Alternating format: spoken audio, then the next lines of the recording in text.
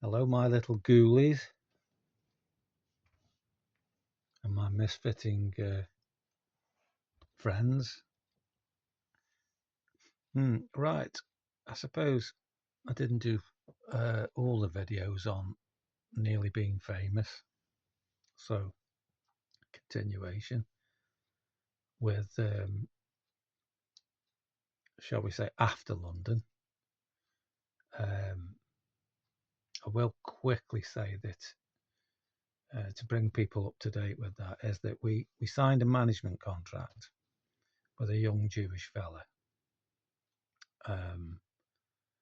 It wasn't worth the paper it was written on, and he certainly hadn't got access to any money. Hence, his name was Barry, and we eventually started in calling Barry.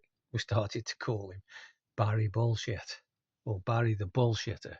More to the point, which suited him down to the ground. Actually,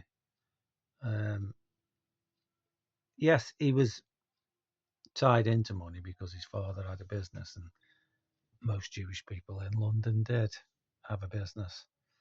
His father was the successful one, and he wasn't. But yeah, we mistakenly, like novices do, signed into this contract that was worth nothing, and basically because it was worth nothing, it's quite easy to get out of. So we basically told him eventually where to go, and it's usually where the sun doesn't shine. So yeah, talking of the sunshine, and it's shining quite well over my shoulder. Well, it isn't shining actually because it's cloudy here at the moment. So, but that's the direction the window, the light's coming in there. It's a bit bright. Anyway, yeah. So London. So after the debacle of having that experience, I decided that my time with that particular band was at an end. Came back to Stoke-on-Trent, where I was living at the time, and um, tried to pick up where I left off. But obviously, time moves on, and it meant that I'd got to knuckle down into the normal routine of daily work habits and finding a job and all these things. So basically, I didn't want to. When I came back from London, I didn't really want to work for anybody else. I liked I liked the freedom of choosing what to do, even though I'd got no money. Um, so with a very small amount of money, just £1,000, when I came back to Stoke, I started a small business, which which was successful for quite a number of years. Um, yeah, yeah. I mean, it was very successful at one point.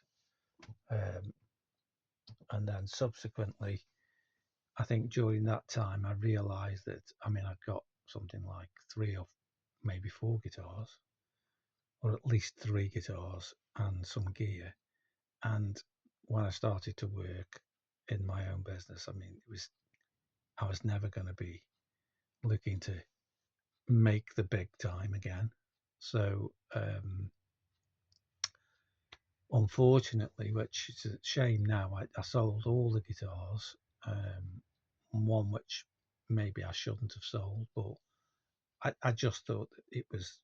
I kept an acoustic guitar, so I've always kept a guitar with me wherever I've been, and would never be without at least one guitar.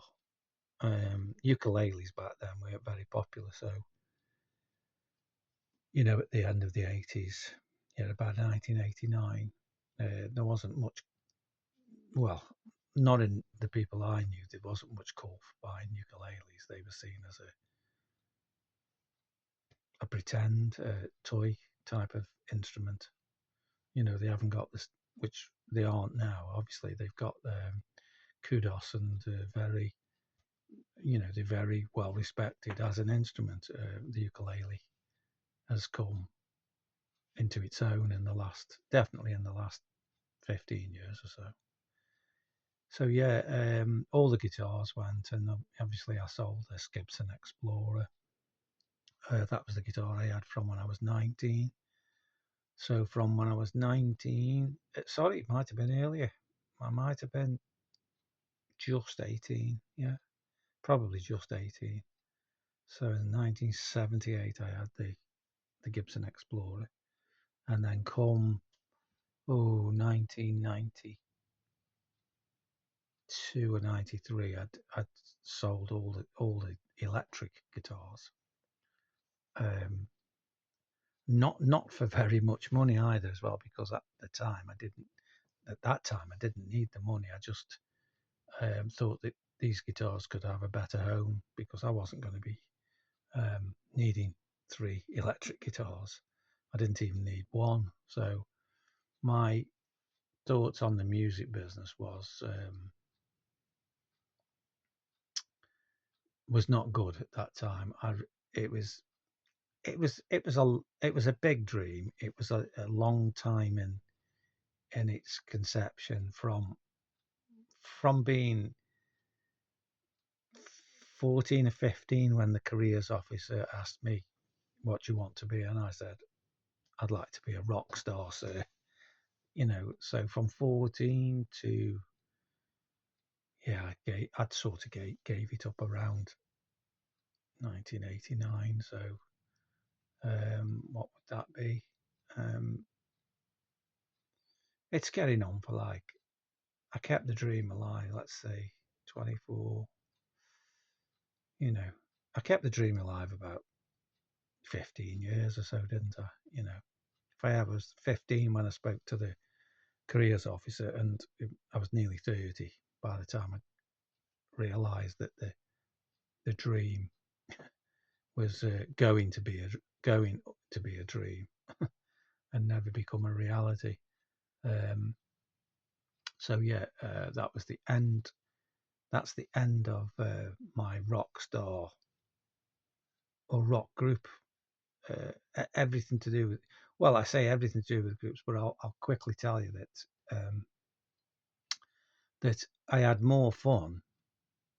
I While I was working, I'd got some time at the weekends and thought it'd be nice perhaps just do local gigs, but I needed a bass player and a drummer, so I did look for a bass player and a drummer. But again, this was just for fun, and I did actually have more fun with a group. We called ourselves. We were a 3-piece group, uh, but we played everywhere, and we had wigs on and we glammed it up, and we did a 70s revival thing, and so we covered Queen, David Bowie, T-Rex. Who else did we do? Anything really, mainly 70s that was a bit rocky. We would do covers of it, and he even did a bit of Gary Glitter for a while. And of course, we couldn't do him after a certain date.